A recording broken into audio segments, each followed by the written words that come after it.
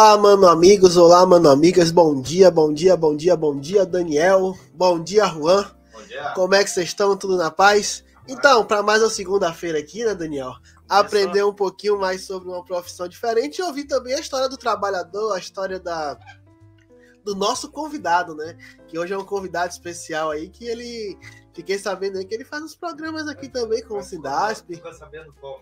Foi o passarinho que me contou. Esse dia não, ontem o Daniel postou um vídeo lá no Instagram dele, o passarinho do Gabriel Dantas tá por aqui. Mas é assim mesmo. Bom dia, Daniel, meu colega de bancada, como é que você está hoje? Bom dia, bom meio-dia para quem está acompanhando ao vivo. Boa semana, porque a gente está começando a semana, segundo, né? Mais o Manual das Profissões, o passarinho do por aí, olha, contou bastante coisa. Fofoqueiro ele. Contou bastante coisa. E você, Juan, como é que tá? Foi fácil chegar aqui, Juan? Foi. Foi tranquilo, né? Eu dormi aqui. Não tinha nem como se atrasar, né? Olha, pela primeira vez, hein? O Juan chegou no horário. Fala isso. Brincadeiras à parte. Vamos aproveitar sem mais delongas, né? Porque nosso programa é apenas 1 hora. E isso é triste, porque às vezes a pessoa se empolga a partir dos 40 minutos. E vamos conhecer aqui o nosso convidado especial, o Alan. Bom dia, Alan. Tudo bom? Bom dia a todas e todos que nos acompanham. Eu sou carinha já carimbada nos programas do Sindasp. É isso aí. Obrigado por ter convidado aí para participar. Fazia horas que eu estava a fim de vir no Manual das Profissões, só não casava a data. Né? Hoje casou, né? Hoje ele decidiu vir aqui, né? Consegui estar no sindicato. O Juan dormiu aqui. Aliás, o Juan fala demais. Ele tem um sonho de aprender a tocar baixo. E aí ele passa a noite inteira falando sobre isso. Eu não consegui dormir muito bem. É mesmo, cara. Só música. Pelo menos ele cantou alguma coisa pra ninar vocês assim, né? Que vocês dividiram o quarto, né? Então... Tinha um som meio estranho, assim, parecia uma abelha com gripe. Isso aí, pessoal. Obrigado por terem convidado aí. Bem bacana. A gente fica lisonjeado em receber você aqui. O nosso amigo, infelizmente, Daniel, ele não é manezinho da ilha. Não é? Não é, né? Porque, sério? Pelo que eu fiquei sabendo, ele veio muito longe. Ele veio ali de uma cidade, logo ali, que dá quantas horas? Umas 4 horas de viagem? Não, dá mais, dá 6 horas de viagem. 6 horas? Até o local. Deixa eu calcular. Então não é na Bahia. Dá mais ainda. Não, na Bahia são 3 dias. Não, dá quase 12 horas, né? Não, 8 horas. 8 horas de viagem. É o local onde eu nasci. Então não é na Bahia. Por falar nisso, tem gente da Bahia assistindo, né? Sempre tem, né? Sempre tem, né? A mãe sempre tá online, o pai sempre tá online, a tia sempre tá online. E se não é inscrito no canal... Eu queria saber se esse passarinho já se inscreveu no canal. O passarinho já. Mas O passarinho tá inscrito no canal, tá seguindo o Instagram. O passarinho de vez em quando manda Aliás, mensagem. ele deve seguir vários aí, só para ter as informações que ele traz aí. Ele tem que estar monitorando, né? A rede. A gente não monitora, né? A gente faz um acompanhamento da vida alheia. Entendeu? A gente tem que acompanhar a vida alheia. Porque senão a gente não consegue ter aquelas perguntas bem profundas que nós temos que fazer aqui no nosso podcast. E claro, aproveitando essa deixa, Daniel, vamos falar um pouco do nosso patrocinador aí, o Sindasp. O Sindasp são sindicatos de trabalhadores e trabalhadoras em assessoramento, perícia, pesquisa e informações de Santa Catarina, um sindicato de base estadual, que conta com uma equipe boa e agora de comunicação, que vai compartilhar aí o nosso entrevistado de hoje, que é jornalista. Será que a vida inteira foi jornalista? Daniel já entregou o ouro, rapaz. Eu tentando fazer um suspense, mas o cara já entregou o ouro. Mas é porque eu tô pensando, será que ele já nasceu jornalista? O que ele queria ser quando crescer?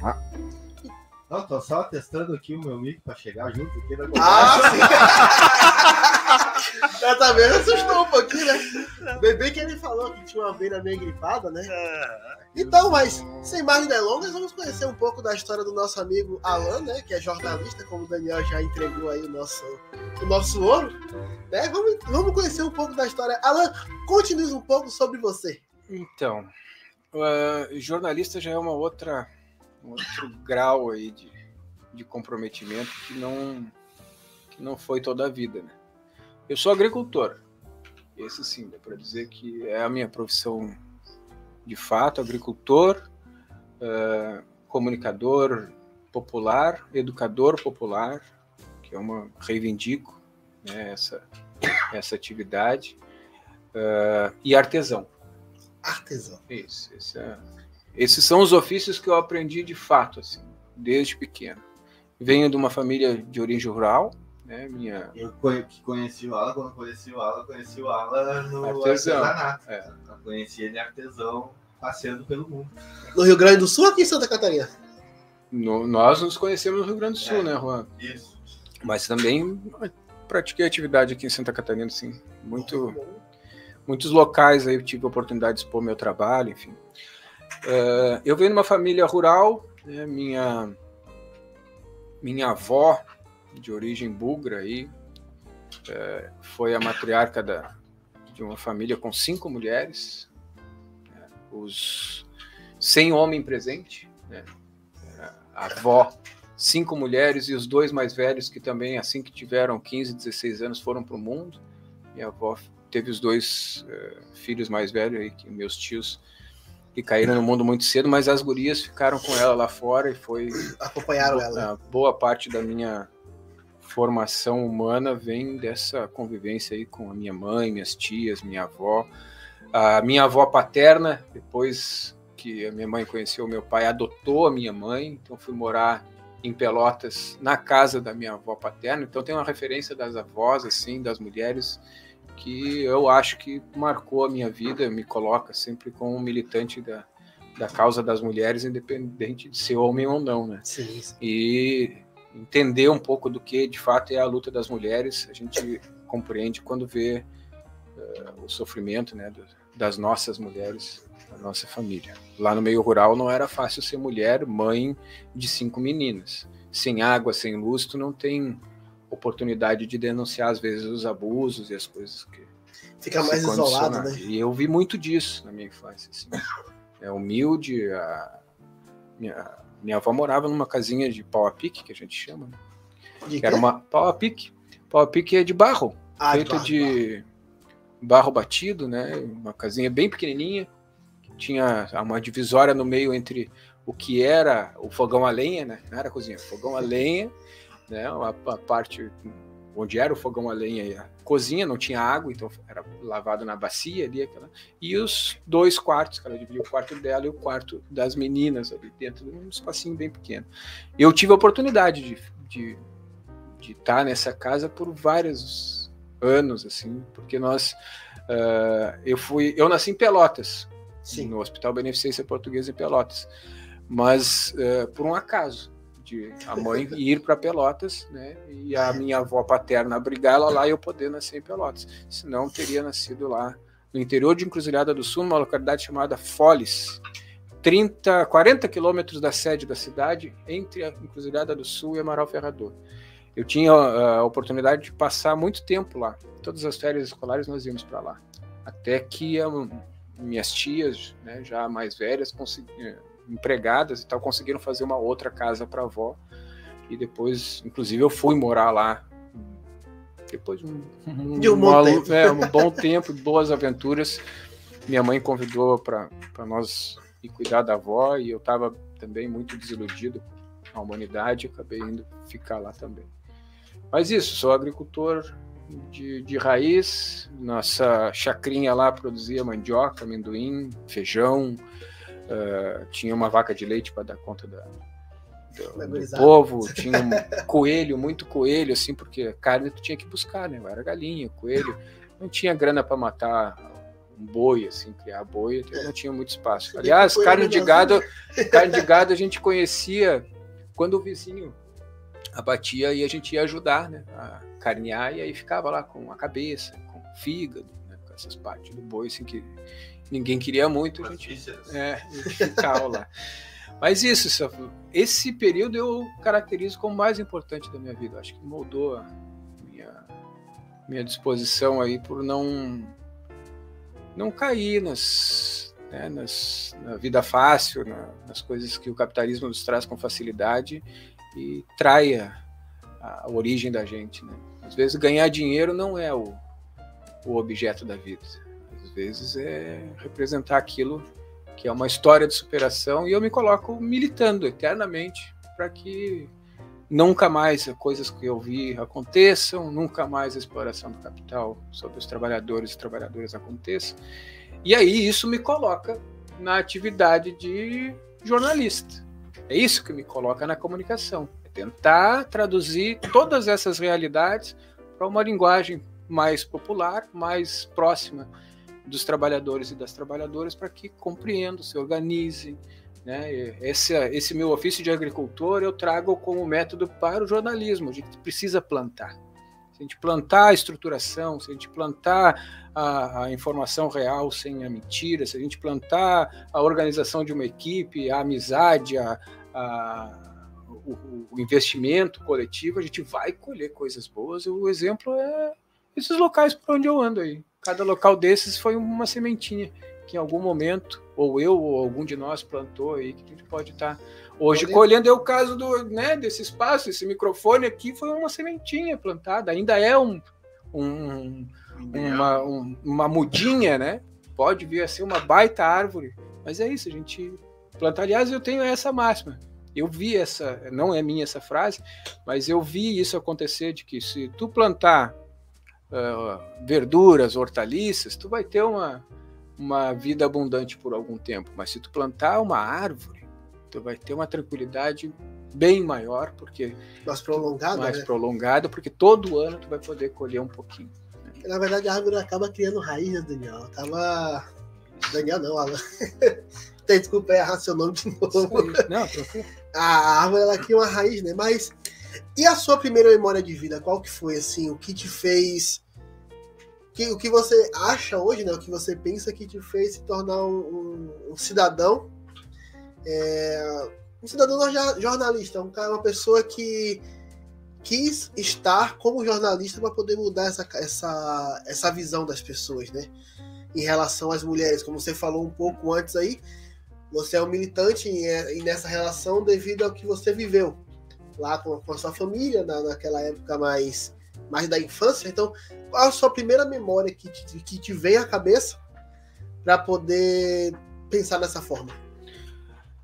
Eu vou fazer 45 anos, então eu vivi em períodos da... Aí o Juan, não tinha combinado, tu não fala pros entrevistados que não pode falar a idade. Cara, tava no roteiro lá, não era pra falar as idades. Foi sem querer. Mas mais uma vez, eu não falei a idade, eu só disse que eu vou fazer 45 anos. Ainda não. Eu comecei a notar aqui as profissões para fazer. 20 anos a gente vai fazer 45 aí. Sim, agricultor, artesão, educador. Eu comecei a notar as profissões aqui. Me perdi no meio. Então vamos lá, 40. Eu vivi... Um dia que tu fazer 45 anos, o que acontece daí? Semana que vem, né? Eu vivi 2 décadas que eu considero importantes. A década de 80, em que nós saíamos de uma ditadura militar, e isso foi muito presente na minha vida, porque é a década que não podia se falar nada. A primeira memória que eu tenho desse período foi entrar no supermercado com meu avô e com minha avó. Meu avô é servidor público do Serviço de Saneamento de Águas de Pelotas. E ele recebia todo mês o vale-refeição, e a gente gastava aquele vale-refeição. Minha avó e meu avô foram, né, pessoas que cuidaram muito de todos, né? Nós éramos 9 netos que a avó e o avô cuidavam na casa em Pelotas. Então o vale-refeição do avô era um momento importantíssimo para toda a família. Era um momento em que talvez sobrasse para comprar uma bala, talvez sobrasse para comprar um salgadinho. Então os netos disputavam ir no mercado com o avô e com a avó, e eu era o mais velho, né? Em tese. É aquela história, né? O mais velho sempre tem a prioridade. Né? Que tem a prioridade. E eu me lembro de estar com meu avô no supermercado e eu encontrei um bottom no chão. Sabe esses bottoms que a gente usa na camiseta e tal? E achei bacana aquilo, e eu usava boné. Peguei aquele bottom do chão e botei no boné. E segui uma compra no mercado, meu avô não tinha visto.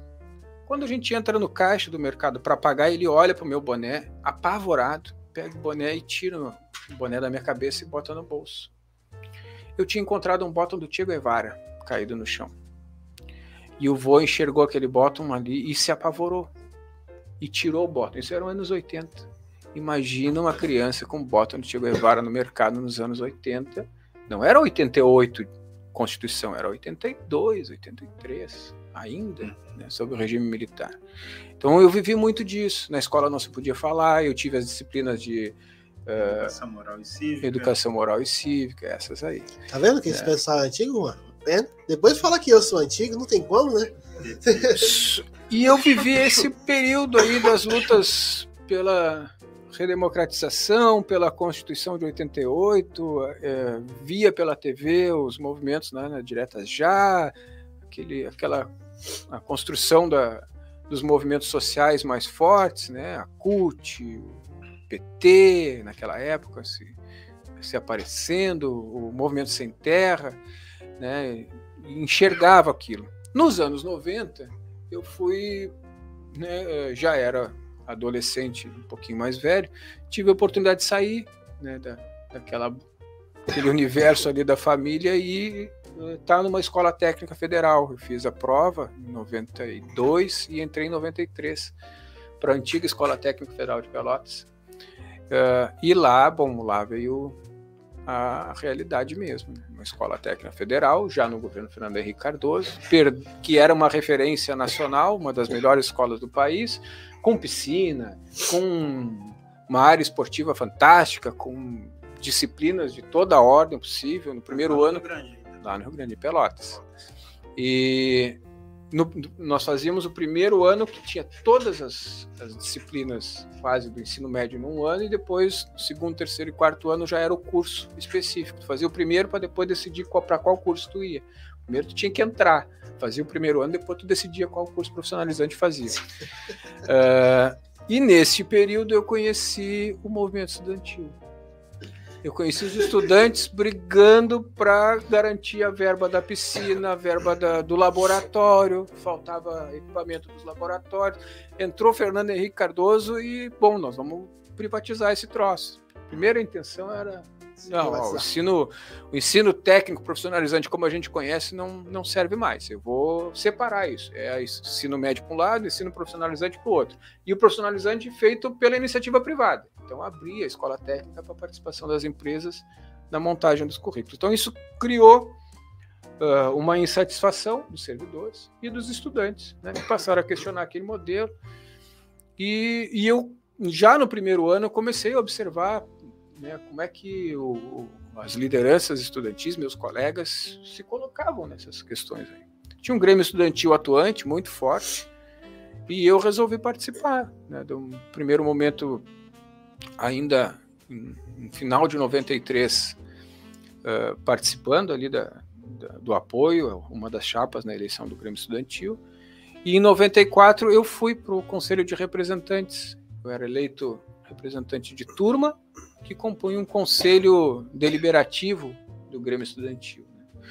Fui lá fui participar da assembleia e era muito indignado com uma professora de química, que era assim para mim, hoje eu sei mais disso, mas na época eu era indignado, mas hoje sei que a mulher era fascista mesmo. Se ela tivesse nos tempos atuais, muito certamente estava lá do outro lado. Certamente estava de tornozeleira.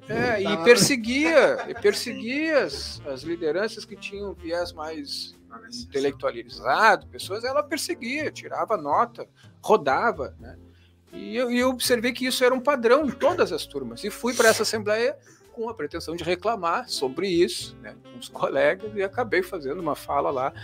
E o povo reconheceu um pouco de liderança e me elegeu também para estar na mesa do conselho. Então, tinha a direção do Grêmio Estudantil e a direção do Conselho de Representantes. Minha primeira organização política foi estar na mesa do Conselho de Representantes. Na sequência, aí sim, começamos a participar de todas as atividades. Já no mesmo ano, já disputei uma eleição numa chapa e fui ser presidente em 97.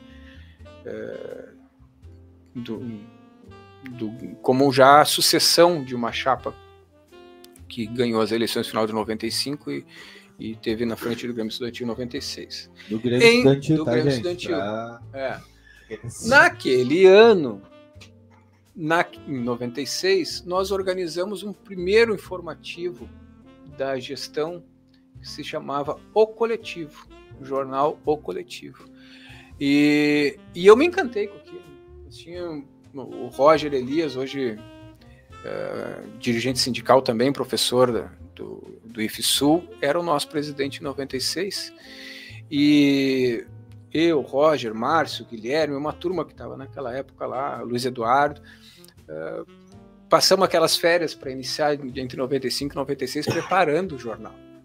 Foram 2 meses, aí isso aqui vai na página de esporte, isso aqui vai na página de assuntos estudantis, aí nós tínhamos uma página de editorial que nós enxergava aquela direção que era toda de direito e preparava a escola para ser privatizada, na gestão Fernando Henrique. A gente começamos a enxergar aquilo ali como um instrumento de disputa. E nós não éramos gestão em 95. Em 95, quem estava na direção do Grêmio Estudantil era um representante desse grupo mais burguês, à direita, né, da instituição lá. Aliás, eles destruíram o que tinha de patrimônio. Era uma potência, o Grêmio Estudantil era uma potência forte. Desde 89 vinha com livraria, com estruturação, tinha grana, né? Nós não precisava pedir dinheiro para ninguém. Se quisesse botar um ônibus para protestar em Porto Alegre, nós tinha grana para botar do próprio Grêmio Estudantil. E eles acabaram com isso. Tiraram a nossa sede, entregaram a nossa sede em 95, entregaram o caixa, né, para a administração de uma fundação privada junto à direção da escola técnica. Então nós tínhamos um monte de críticas a fazer aquele período e aquele jornal vinha para fazer exatamente isso. Nós não tínhamos o Grêmio Estudantil controlava, por exemplo, as bolas de futebol, basquete, que eram utilizadas por estudantes no contraturno das áreas de educação física. Então o Grêmio tinha uma parcela dos aluguéis da quadra, ia para o Grêmio Estudantil para comprar equipamentos para o povo poder usar depois. E essas bolas sumiram. Não tinha... a gestão nossa sumiu e não tinha mais patrimônio. Estava lá na relação de patrimônio que nós tínhamos 30 e poucas bolas e as bolas não apareciam. Nada. O cara, inclusive, na gestão anterior, abandonou, assim, entregou para um tesoureiro lá que também, sei lá o que fizeram. Então, primeiro o nosso jornal era tentar levar para os estudantes o que nós tínhamos recebido. Nossa manchete, na época, foi: ex-presidente não tem as bolas. Foi. Isso, gente, isso deu deu um fuzuê. Daí deu direito de resposta. Deu direito de resposta. E nós tivemos que fazer o segundo exemplar por conta do direito de resposta. Qual era a manchete do segundo? Ex-presidente explica por que não tem as bolas. E assim a gente foi naquele ano, vários jornais, né, a direção lá da escola técnica na época, eles proibiam e existia ali os 2 turnos, manhã e tarde, que eram de fato pessoas menores de idade, mas o turno da noite já eram os adultos, né? Tinha um povo que era só profissionalizante. E tinha um trailer na frente da entrada do portão que vendia quentão no inverno. Quentão, né? Bebida alcoólica. Quentão é pinga. Não. Quentão é aquele vinho quente com cravo e laranja. Eu não tenho essa especialidade ainda, entendeu? Que lá em Pelotas, no invernão, no frio, é uma bebida, né, perfeita. E as crianças nunca vi ninguém se embebedar com isso. É nada. É sério? Sério. Hoje em dia nas escolas até é feito sem álcool. Feito com suco de uva só. Vamos fazer um quentão aqui para nós, viu? Mas naquela época a direção da escola passou a perseguir alguns com o argumento de coibir o consumo do quentão. Ela passou a perseguir algumas lideranças, né? E nós não tinha muito o que dizer, só que aí o diretor inventou um coquetel para receber empresários na sala lá do hall dos professores, que é uma sala gigante lá de atos, enfim. E nós recebemos o convite no Grêmio Estudantil para participar do ato solene, né, da composição lá da fundação, um ato que preparava para a privatização. E pela primeira vez nós conseguimos publicar uma foto no nosso informativo. Nós pegamos uma câmera fotográfica, não me lembro se era do Guilherme ou quem, e fomos para esse ato. Chegou lá, uísque rolando, garçomzinho com uísque, com espumante, tudo rolando lá e tal. E nós, mas é agora que nós vamos pegar. Guilherme, prepara a máquina aí. Fui eu lá com o diretor na época. Diretor, vamos tirar uma foto? E aí veio o garçom lá, peguei um copo, botei na mão dele, peguei outro copo, botei na minha mão, vamos tirar uma foto? E tirei foto com um copo de bebida. Isso, eu não bebi, né? Na época não. Imagina tomar uísque. 17, 16 anos ali, não era isso a intenção, era mostrar foto. E tiramos várias fotos naquela festa com os principais dirigentes da escola na época. E uma semana depois, 2 pesos e 2 medidas era a manchete. E o que vocês podem ou não podem? Eu entendi naquele momento que nós podíamos fazer a disputa. Fernando Henrique decretou lá a reforma do ensino técnico. Me lembro como é que... Até poucos dias atrás, eu me lembrava até da numeração do decreto. Que nos quebrava, né? Quem ia para a escola técnica já não tinha mais a formação humana, só tinha a formação técnica. História, geografia, filosofia, artes, isso não tinha mais no currículo. Era só matérias, eletrônica digital, eletrônica. Tu formava um técnico sem capacidade de pensar. Ele não pensava sobre onde ele estava. Ele só tinha atribuição técnica.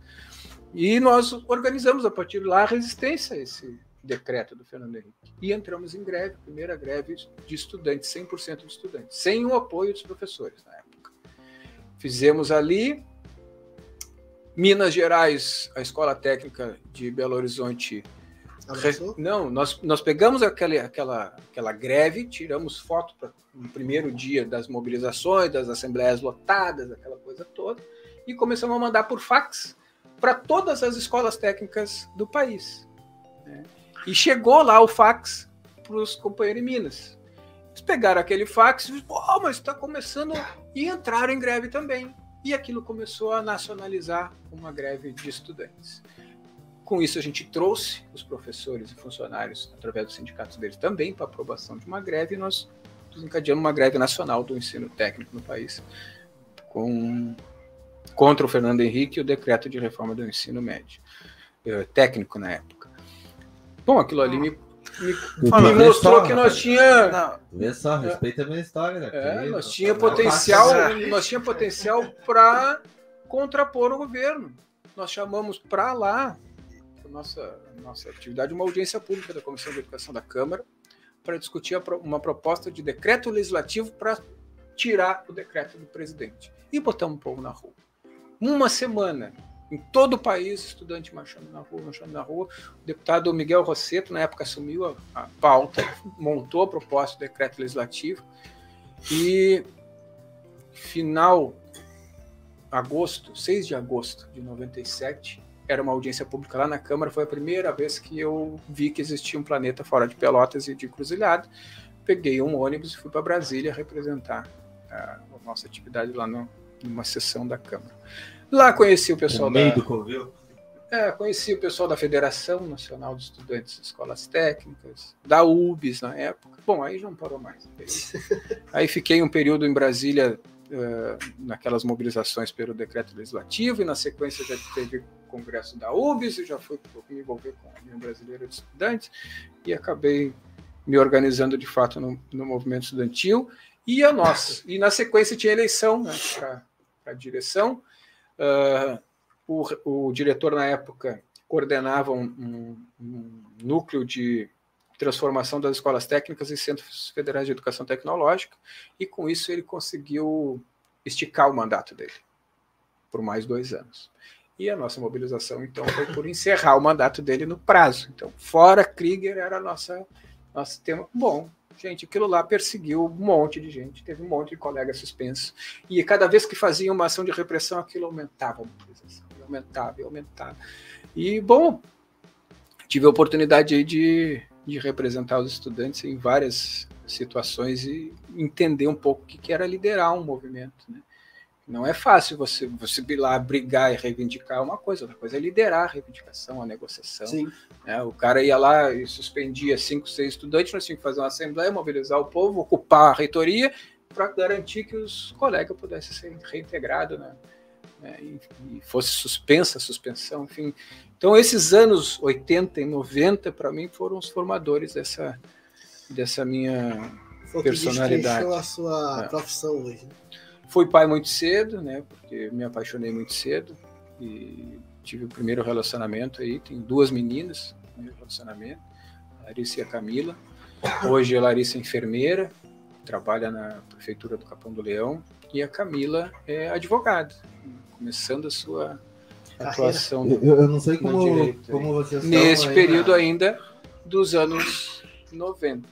Eu não sei como vocês estão na cabeça aí de vocês, mas aqui tá cheio de passarinho aqui fazendo perguntas. Mas não, antes de tu fazer a pergunta, eu só quero explicar pro pessoal que está assistindo, inclusive pro Gabriel, fax era um papelzinho que tinha no telefone. Eu sei que é. Era um aparelho telefônico que tinha um papel, uma imagem para papel. Um papelzinho, Explicar pro público. O pessoal hoje não sabe mais quem é fax. O Gabriel, que é o novinho da Não. É, naquele tempo, fax é o telefone que saiu o papelzinho. E assim, ó, toda essa história aí que o Alan conta, né, para quem não acompanhou a década de 90, eu acho que é a Mauri Ribeiro, né, que sintetiza no Privataria Tucana, né, todas com documentação, tudo que foi a década de 90, esse momento, esse desmonte aí do serviço público a nível do Brasil, no qual a Alan aí deu a sua contribuição no movimento estudantil. Sabe, meu avô foi técnico em eletrônica. Ele se formou em marcenaria na escola técnica. Nós temos uma tradição de pessoas na família que iam para a escola técnica. Meu avô foi o primeiro, fez marcenaria e se encantou pela eletrônica. Ele não se formou em eletrônica na escola, foi pelo Instituto Universal Brasileiro, mas montou a oficina dele nos padrões de cada colega que ele tinha, que era egresso lá do curso de eletrônica. Meu pai também tentou a aventura lá, depois acabou indo para a Brigada Militar e não concluiu. Eu fui para lá, minhas 2 filhas foram para lá, e o Luiz, meu filho, também estuda no Instituto Federal. Então a gente tem uma família que defende essa instituição aí com muito carinho. Alan. E eu, só para casar com o que o Daniel disse, eu fui fazer telecomunicações. Porque meu avô um dia me levou para conhecer a CTMR, ele foi pagar a conta do telefone, e a CTMR, Companhia Municipal de Telefonia de Pelotas, é um prédio gigantesco. É lindo de ver aquilo lá, e tu vê as pessoas, é tipo uma sede de um Banco do Brasil, assim, que tá todo mundo bonitinho, tem cafezinho, atendimento em 1000 lugares, elevador que vai até o 15º, essas coisas assim, que tu entra uma criança pequena lá nos anos 80, enxerga aquele prédio, eu quero trabalhar aqui um dia. E era meio isso, eu fui fazer tele com a pretensão de trabalhar na CTMR. Mas o que aconteceu? O Fernando Henrique privatizou o sistema. E a CTMR não teve mais concurso. Foi vendida para Oi, para sei lá quem era na época. Aqui também foi vendida. E aí, bom, aquela perspectiva que eu tinha ao longo da minha formação em tele foi sendo... Tá, desconstituída. Deixa eu te fazer a pergunta, então. Eu tenho uma pergunta que volta nessa tua linha do tempo, que volta aí antes desse período, acredito. Ou talvez seja depois, mas a pergunta é legal.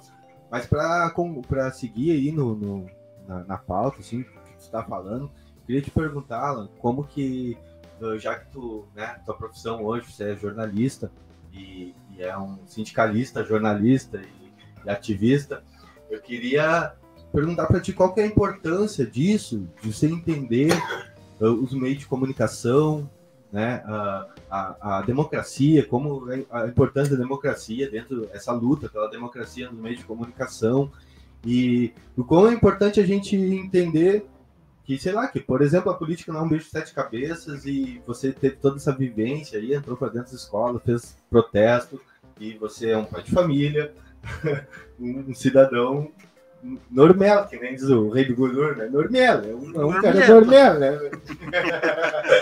Então, ainda em 98, Roy, quando a gente mobilizou essa galera aí contra a reforma do ensino técnico... Só antes de tu continuar, já vou deixar a pergunta em casa, assim, eu quero que tu fale do momento, eu gostaria que tu falasse para nós da tua vivência como artesão, cara, como trabalhador. Chegar lá, porque tudo isso veio antes do artesanato, viu? Pois então, tá, eu anotei aqui o artesão, fiquei curioso. Não, vamos lá, vou chegar lá. Se der tempo no programa, eu vou chegar lá. Não, mas ainda em 98, nós mobilizamos um monte de gente. O povo se indignou, foi pra rua. Os estudantes em 3 turnos faziam protesto, chegavam a fazer a Marcha das Velas de noite. Porque de dia o povo não nos via, estava todo mundo trabalhando, mas de noite, se nós saíssemos com vela na rua, nós ia ser visto. Só que... Já fica, deixa aí para as próximas, gente. Essa essa intenção de ser visto, de mostrar para a sociedade pelo que nós estávamos lutando, ela não tinha eco. Quando ligava ali o Jornal das 7 horas, nós não aparecia no Jornal das 7 horas. O máximo que nós conseguimos naquele período foi uma entrevista na Rádio Universidade da Católica, num sábado de manhã, num programa chamado Rádio Povo Tribuna Sindical. Então, não tinha espaço na imprensa para mostrar o que a cidade estava fazendo, o país estava fazendo naquela época. Isso foi em 97. Em final de 97, nós tínhamos tranquilamente aí 25 mil transmissores de baixa potência ligados no país inteiro nas chamadas rádios livres e rádios comunitárias. E por conta da participação no movimento e no movimento sindical, lá em Pelotas nós passamos a discutir, vamos botar então, já que ninguém nos dá espaço, vamos nós construir um espaço, vamos montar uma rádio. Essa é a única oportunidade que a gente tem de falar nos meios oficiais é o programa da RU no sábado de manhã, nós vamos ter que melhorar esse troço. E o movimento sindical, o movimento estudantil passou a discutir a formação de uma rádio comunitária lá, antes da Lei das Rádios, que é de 98. Temos a Associação dos Amigos em prol da Rádio Com Pelotas. Essa foi a primeira organização que eu participei assim, nessa área. E aí faziam testes de transmissor, transmissão nessa época, não podia, né? Ou podia, porque a Constituição nos garantia, então a gente, como não tinha lei própria, a gente reivindicava a Constituição. Vamos fazer porque a Constituição diz que é livre o exercício e a divulgação do pensamento, então nós temos direito a ter uma rádio e vamos bancar esse troço aí. E comecei a participar, comecei a entender. Eu estava na escola técnica no curso de telecomunicações. Então, entender que tem um transmissor que transmite ondas, isso era o nosso projeto final de conclusão do curso. Era a transmissão de ondas, ou um aparelho transmissor de ondas. Então, casou ali a minha questão técnica com a disputa política nos meios de comunicação. Então, aí nasce, Juanito, a minha militância aí na área da comunicação, que depois, um bom tempo depois, já com a possibilidade do ProUni, eu vim fazer a faculdade. Mas isso já em 2009, não é lá em 98. 97, 98, nós vivemos uma das maiores disputas políticas no Rio Grande do Sul e nos jogamos nisso. Eu fui, por conta da origem rural, eu fui acampar no Movimento Sem Terra. Não era a perspectiva, como não é até hoje, de eu conquistar um lote, mas participar do apoio à organização do movimento. Fiz parte da frente de massas do movimento, organizava as pessoas para irem acampar. Fui acampar, porque tu organiza para acampar, tu não pode ficar em casa, né? Tu tem que ir acampar, mais que não está lutando pela terra, tu tem que estar dando exemplo. E a luta era de quem estava de fato buscando a terra, não era a minha, mas eu precisava estar ali dando apoio, e vivi isso intensamente em 97, 98. Em 97, 98 nós tivemos movimentos como a Marcha pelo Brasil, que era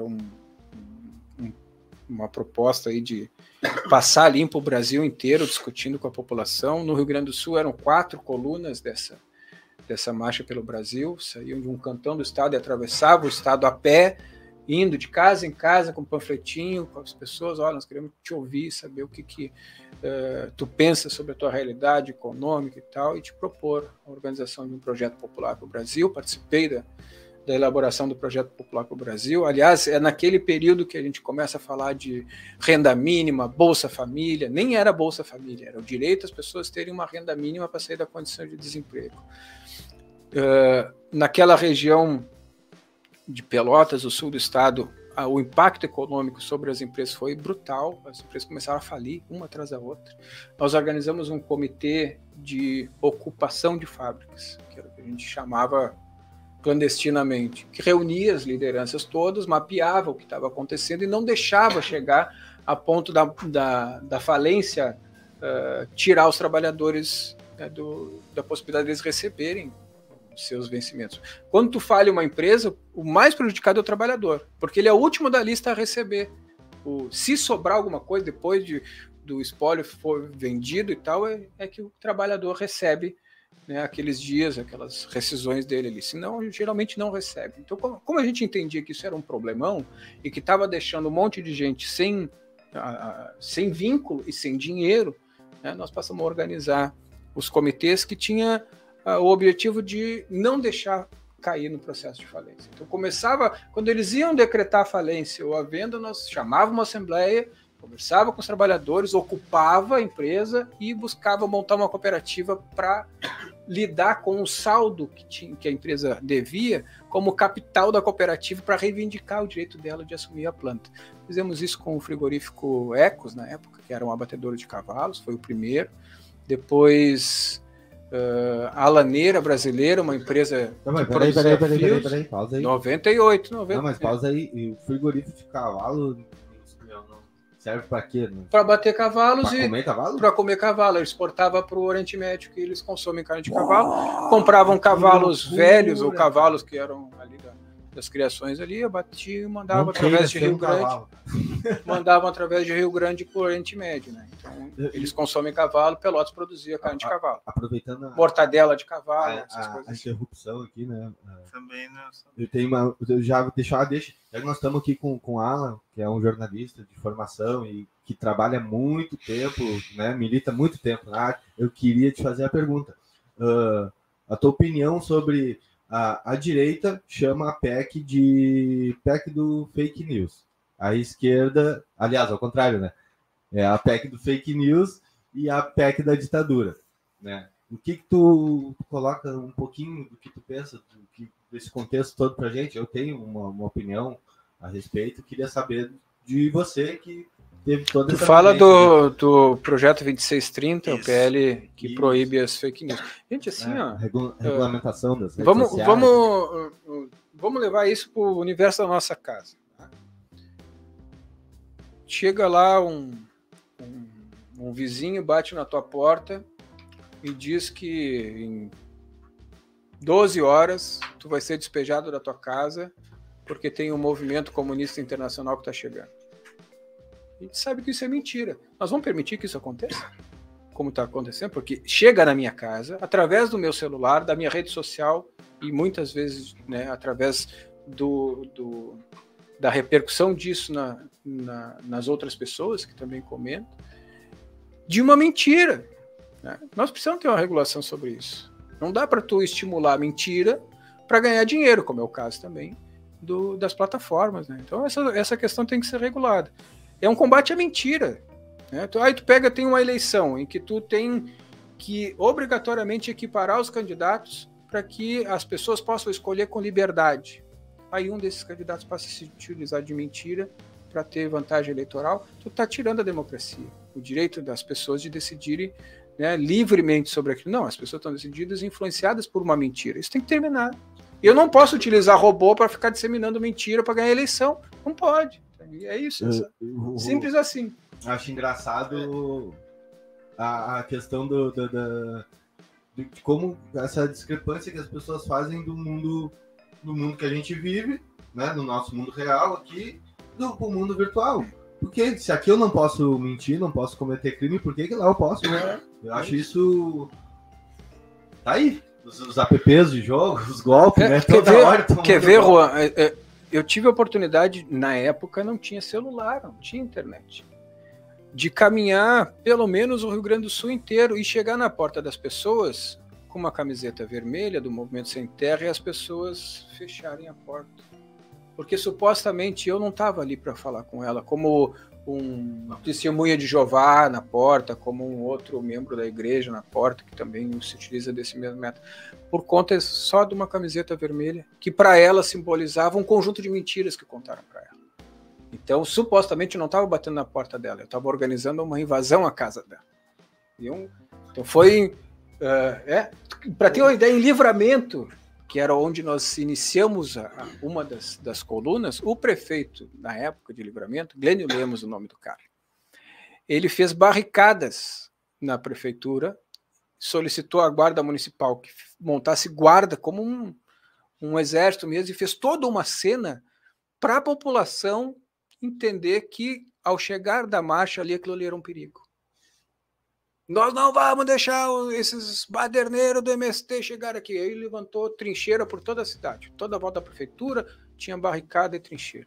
Nós nem chegamos perto da prefeitura porque ela não queria conversar com a prefeitura, nós queríamos conversar com a população. A marcha seguiu o caminho e foi conversar nas vilas. Mas a mentira que as pessoas receberam era essa, de que nós iríamos invadir, imagina, nós invadir a cidade, destituir o prefeito, e né, que ele precisava ter um regime de extraordinário de convocar tropas militares para defender o mundo. Isso, ele foi pro rádio falar isso naquela época. Isso é fake news. Isso é mentira. Né? Isso distancia a população da possibilidade dela conhecer as reais situações ou pautas, né, dos movimentos sociais. Hoje, a inteligência artificial mesmo, né? Você estava falando de que você tem que comparar duas pessoas para você escolher. Aí, eu vou lá no meu celularzinho, no meu computador, quero prejudicar o outro lado, faço um vídeo do cara, faço um recorte lá, determinado, o cara falando uma bobagem, num contexto, e usa essa inteligência artificial ainda para usar a voz do cara, e aí tu pode disseminar isso na internet. Não. Esse episódio aí é marcante, gente, porque nós vivemos uma disputa naquele ano, uma disputa eleitoral, né, nacional e local, e no Rio Grande do Sul nós ganhamos. O que aconteceu? Nós tínhamos lá o Olívio Dutra, candidato a governador. E as marchas levavam, além da mensagem de um novo projeto popular para o Brasil, a possibilidade de a gente organizar pessoas para resistir ao que viria de onda de fake news na época. Né? Porque, eu me lembro, inclusive, naquela eleição, o Correio do Povo teve as edições cassadas pela Justiça, a Zero Hora teve edições cassadas pela Justiça, porque traziam na capa mentiras. A pesquisa da Brito, tantos pontos à frente do Olívio, mas não tinha nada que confirmasse aquilo. E estava na capa do jornal. E aí, enquanto os advogados entravam na justiça para tirar, nós íamos lá para a porta da fábrica da gráfica do Correio do Povo para não deixar os caminhões sair. Porque se o caminhão fosse botar aquele jornal na rua no outro dia, nós talvez não ganhássemos a eleição. Foi uma disputa voto a voto, pau a pau, e nós acabamos sendo vitoriosos no final de 98. Naquele período, entre o final de 98 e início de 99, eu fui fazer parte da transição de governo, né, por conta de estar no movimento sindical já, né, já era da assessoria da CUT na época, e fui para a transição de governo e acabei indo para o governo trabalhar na Secretaria do Trabalho, Cidadania e Assistência Social, assessorando o secretário.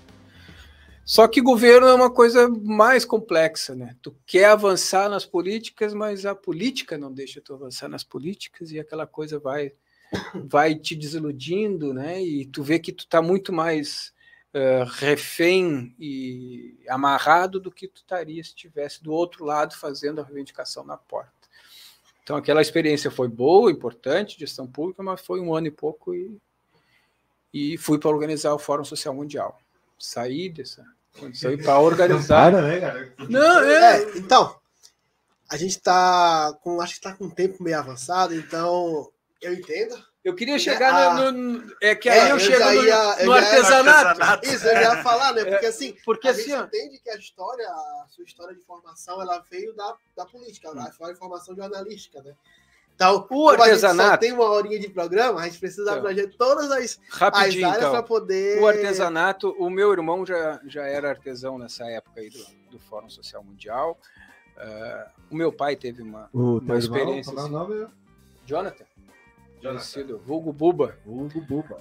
E ele foi pro fórum e ele já estava com a mochila dele pronta para pegar as coisas dele e dar uma banda. E aí terminou o fórum e aí também terminou a minha possibilidade de seguir a minha indignação, porque terminou, não tinha, eu saí indignado do governo e organizei o fórum. E o fórum aconteceu e terminou.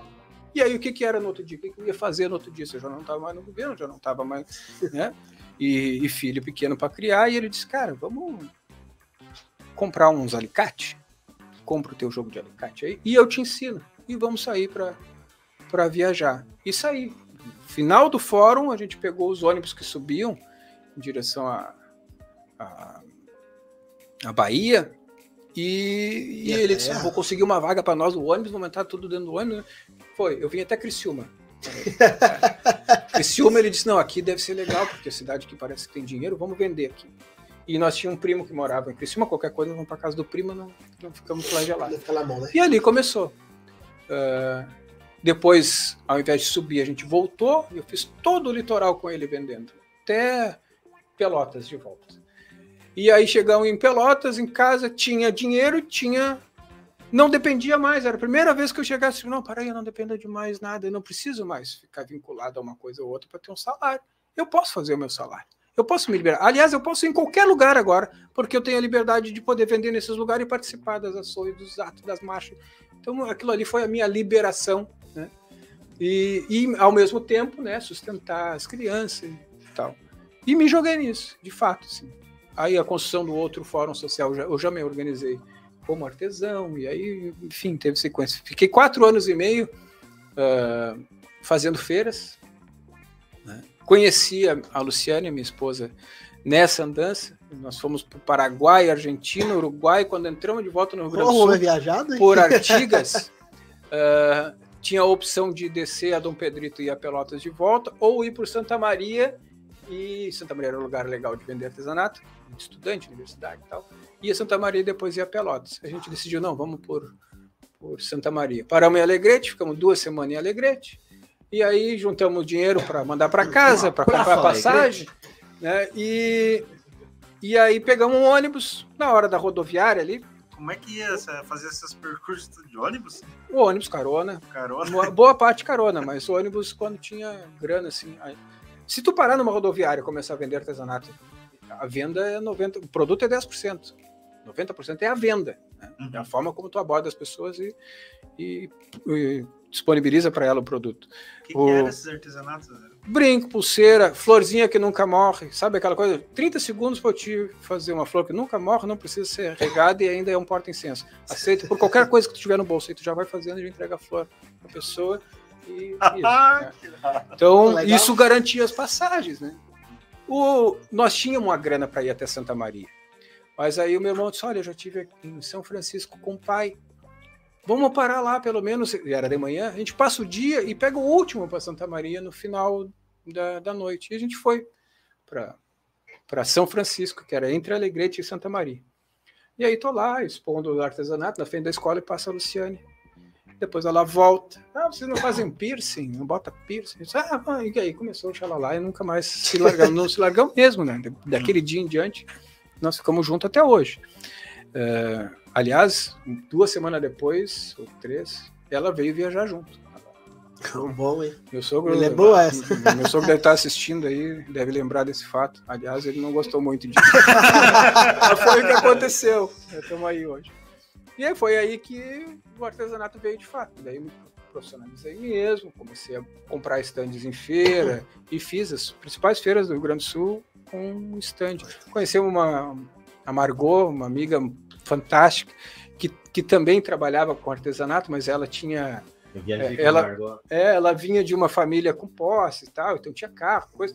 E ela foi a estrutura real das feiras. Eu chegava no lugar na quarta ou na quinta-feira para montar, e quando chegava a Margot de carro com a mercadoria, nós passávamos o final de semana vendendo na feira, e essa parceria deu certo aí por amizade tudo. Vários anos aí.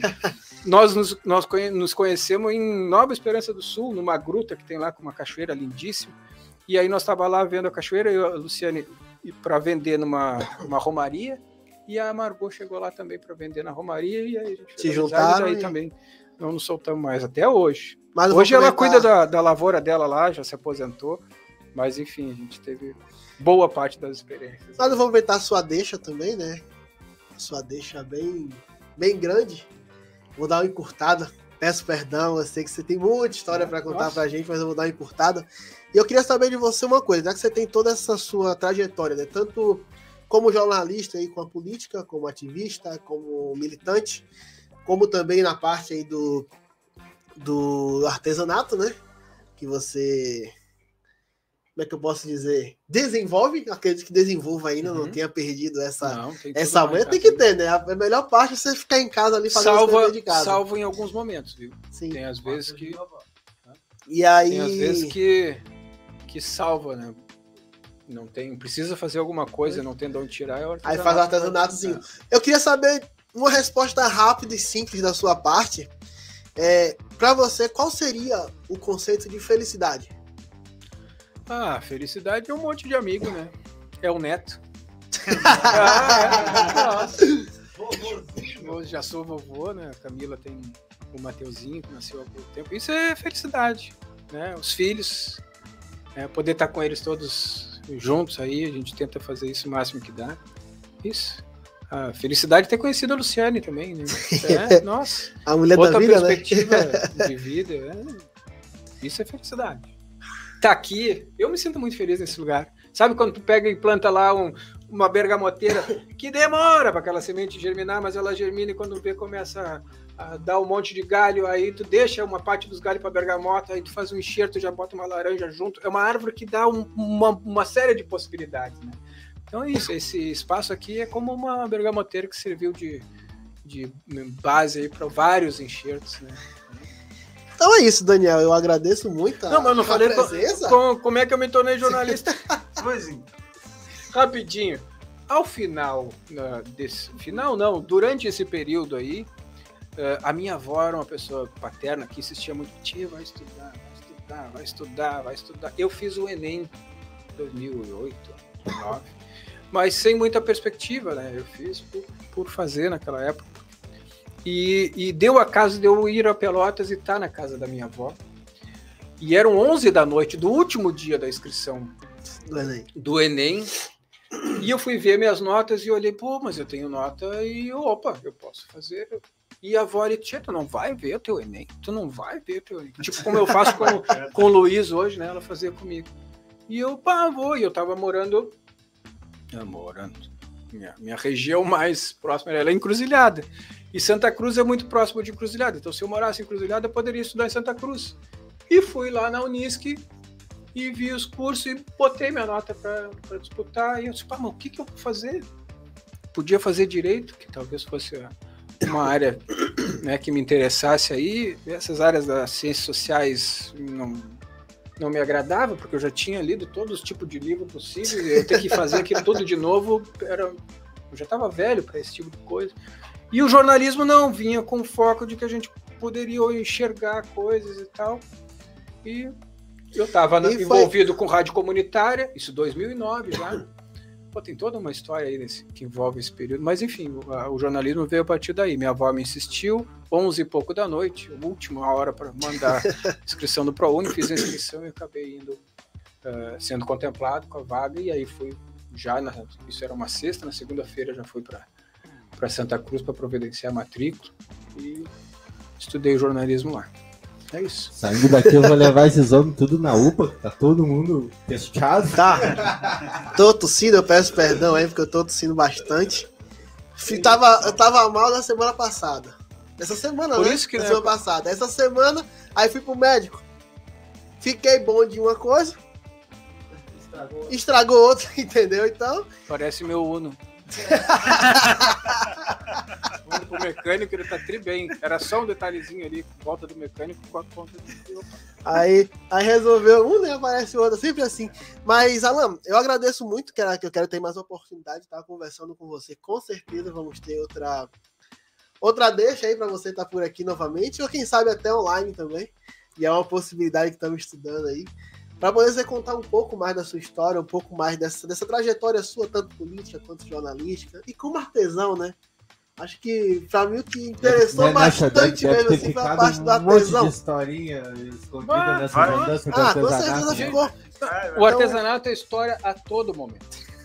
Todo momento tem uma situação diferente. Imagina, tu tá do outro lado do estado, tem que chegar em casa em algumas horas. Como é que faz isso? Se a carona não rolou e é de noite. Tem que ir vender florzinha na rodoviária, de rodoviária em rodoviária. Vai. Até achar. Vamos pedir pra nós ir lá em Cruzilhada, nós vamos fazer o seguinte, nós vamos sair daqui a pé pra ir pra Cruzilhada só vendendo artesanato. O que tu acha? É rapidinho, cara. Ah, não, essa aí é fácil. Isso aí é fácil. Vamos achar uma mais O problema Essa é fácil. é claro, não, essa é fácil. Vamos dar uma O problema não é se deslocar, vender. Isso não é problema. O problema é fazer disso o sustento da família. Aí é que a coisa pega. Tem que pagar aluguel a partir do que tu vai vender. Não tem essa de que tu vai ter que... Né? Tem a galera que... Meu melhor momento de tranquilidade foram nas viagens que a gente morava na barraca. E daí sim, de fato, não precisa sair para ir trabalhar. Tu já tá no trabalho ao mesmo tempo, às vezes tu monta na frente e vai dormir na barraca, é tranquilo. O problema é quando tu tem filhos e passa a ter que garantir o sustento e a casa, e aí sim tu tem que deixar de ser o hippie alternativo que vive na contracultura para um cara que é artesão e precisa vender o seu trabalho numa feira. Aí é que a coisa começa a pegar. Complica um pouco, mas destrincha, né? Que nada é impossível. Boa parte da visão social que a gente adquire é nessas andanças. Mas, Alan, eu agradeço muito a sua trajetória, a sua Quero dizer, Daniel, aqui. assim, ó, da alegria que eu tenho com o Manual das Profissões. Sabe? Porque é aquela coisa assim que tu... Olha, vamos estruturar o sindicato para produzir isso. Aí quando vê, nasce outra coisa. E ela naturalmente se desenvolve. Isso é fantástico. Eu pedi pro pessoal aí, curte, compartilha, comenta, deixa o like, te inscreve no canal. Nós temos que chegar aí em milhares de pessoas, né, com a nossa produção. Aproveita que está encerrando o programa agora, já ali, deixa o like, se inscreve. Tem canal no Instagram também agora? Tem canal no Instagram, né? Tanto do Sindasp quanto do Manual Profissões também. Isso, passei a seguir já. É isso, pessoal. Segue aí as nossas redes. Obrigado por ter topado encarar esse projeto que é fantástico. Passou tanta gente legal aqui, né? Eu tenho muito orgulho de ser mais um. Vai ter muito mais gente ainda. Nós estamos aí na fase de estruturação ainda, né? Tem muitas coisas que a gente pretende fazer, mas a gente tem que dar os passos conforme a nossa perna alcança, né? A gente não pode colocar o braço lá na frente se ele só alcança até a tela aqui. Com um pouco nós amarramos as madeiras nas pernas, já essas pernas crescer. Mas eu tenho uma máxima também: atira o coelho no mato para os perdigueiros correr atrás. Sim. Não deixa ele preso aí, que senão os perdigueiros vão ter o que fazer. Tira o coelho pro mato para correr atrás. Mas, Daniel, considerações finais? Era isso, agradecer ao Alan Camargo, que é o companheiro de bancada de jornada. Estou aprendendo bastante todos os dias com o jornalista, e agora eu não sabia dessa parte do artesanato, cara. Eu não sabia. Que bacana. Muito obrigado por participar, Alan. Seja muito bem-vindo à casa tua, né? Traz sempre à vontade. Olha o Daniel destruindo o estúdio aí. Deixa o like, tem o Pix também, viu, pessoal? pix@acracom.com.br também ajuda a manter a estrutura aí, nossa produção. Que tá numa fase estrutural o estúdio, né? Daqui a pouco o estúdio tá ficando bonitão. Vou fazer uns vídeos lá no Instagram, vou mostrar um pouco do estúdio também. Faz tempo que eu não faço, né? Faz tempo que eu tô parado, mas tive um probleminha aí com minhas redes sociais novamente. Novamente, né? Fiquei um tempo bloqueado, agora voltei. Quando eu voltei, fiquei bloqueado de novo. Só para contar uma outra passagem, tinha uma disputa entre os sindicatos municipais de Pelotas e a prefeitura por reajuste e tal. E eu me lembro de participar de uma reunião para compor o slogan, o tema da campanha e tal. E nós montamos um reloginho. Ficar parado é andar para trás. E era o reloginho parado. Né? Então não dá para ficar parado. Verdade. Não deixa as redes sociais paradas. Parece que elas. Parece que elas não, mas é porque eu tive uns problemas em relação. Eu fiquei bloqueado na semana passada também. Fiquei 3 dias bloqueado aí. Eu fico imaginando o porquê, né? Que eu sempre estou mantendo as postagens, estou sempre mantendo dentro das diretrizes do próprio Instagram, eu mantenho. Mas como eu tive esse problema, tá voltando novamente e vamos seguindo.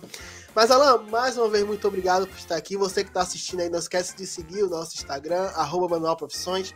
Não esquece de seguir também o Instagram do Sindasp, @Sindasp. Se eu não me engano, é .sc, não é? _SC.